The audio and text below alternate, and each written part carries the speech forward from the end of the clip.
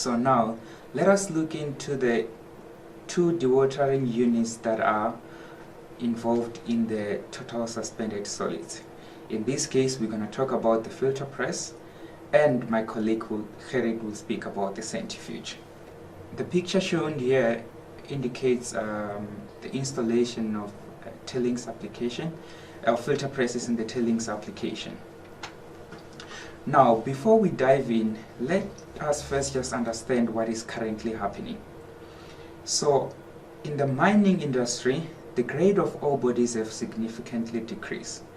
This has resulted in mining companies having to grind finer in order to liberate the ore. Again, this has also resulted in mining companies to dig more ore bodies in order to cover the targeted quantity. So with that being said, there is a huge amount of solids that is being produced, as well as that amount being grind to a finer product. Companies such as Twin Metals Manure has also introduced dry stacking tailings, and it is becoming a challenge to obtain a tailings dam license.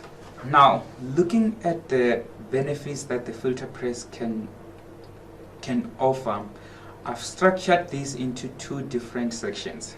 One having a lens on the plant where there is no tailings dam, and one where there is tailings dam. Now, looking at the plant where there is a tailings dam, the advantages which the filter press provide are as follows. One, where the filter press is, you get a high recovery of water, meaning that immediately when the slurry leaves the plant, it gets dewatered and most of the water is recovered back to the plant.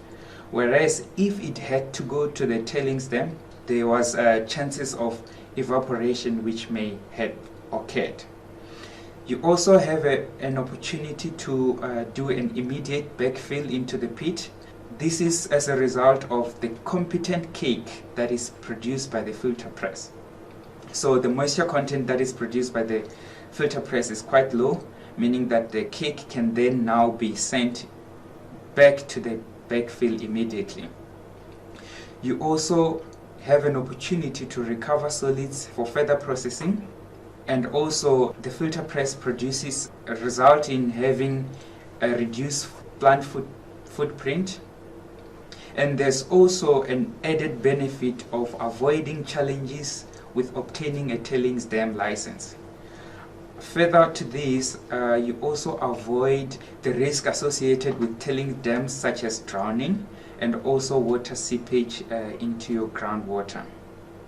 Now, on the plant where there is already an existing tailings dam, the advantages are that you increase the capacity of the tailings dam, and you also have a more stable tailings dam, and also improve the effluent stream quality. Now, where does this filter press sit into your tailings dam? I've just indicated in the plant flow here where the filter press sit on the underflow of the thickener.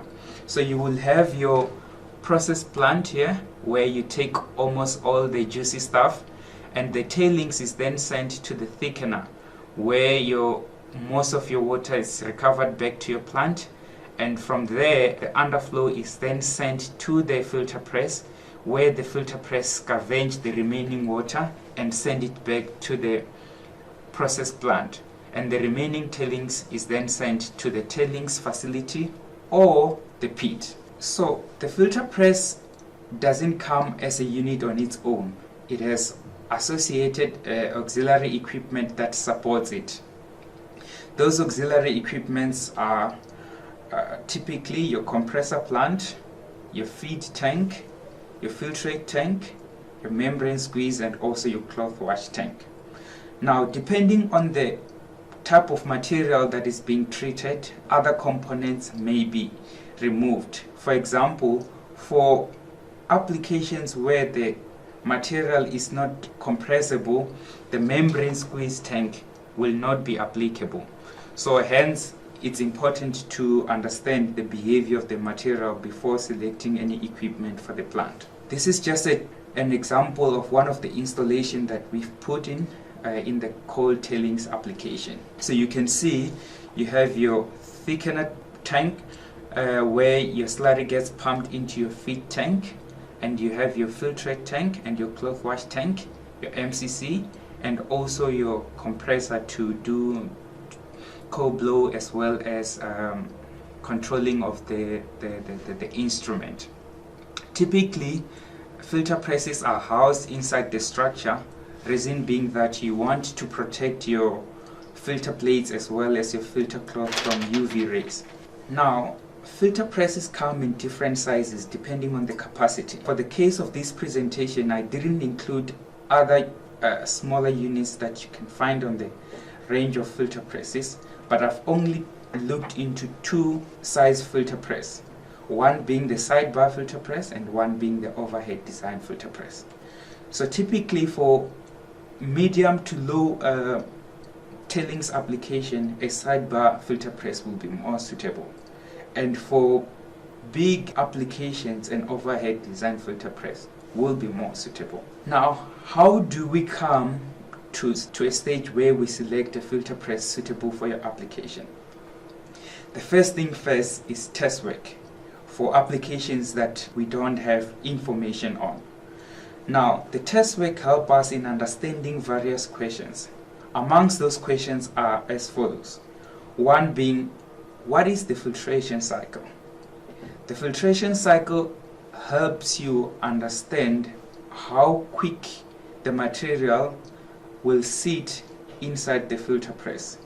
The longer the material sits in the filter press, the bigger the filter press should have to be in order to be able to streamline with the continuous process. Bearing in mind that filter press on its own is a batch process. We also need to understand what the cake blow time is, as well as the amount of air required to do cake blow. Again, this information is important to understand if it's also necessary to do cake blow or not. This will assist with selecting the right equipment for the plant. If you remember on the previous slide, I indicated to you the auxiliary equipment that are required for the filter press. If the cake blow is not required, then your compressor size reduces as well. Similar approach with the membrane squeeze. We need to understand if the material is compressible. If it's compressible, how long do we need to compress it, and at what pressure do we need to compress it? We also need to understand the cake release from the filter chamber. This helps with understanding the level of automation we need, because in some applications the cakes are relatively difficult to release from the cloth, so we need to understand what level of automation we need to put in. We also need to understand the filtrate quality after filtering. In some application, the plant would require less of solids in your filtrate, and in some application you would need, it's not so much of a concern. We also need to look into the design part, where a client has to indicate to us the level of automation they require. We also need to understand the space available in the plant. Some plants already have structures around them, so putting a bigger machine might not be a solution, so we need to also understand that. We need to also understand how corrosive the material is, meaning that we need to understand your pH, the constituents of elements in your stream. We also need to understand how abrasive the material is. All these questions that I've stipulated are by conducting test work.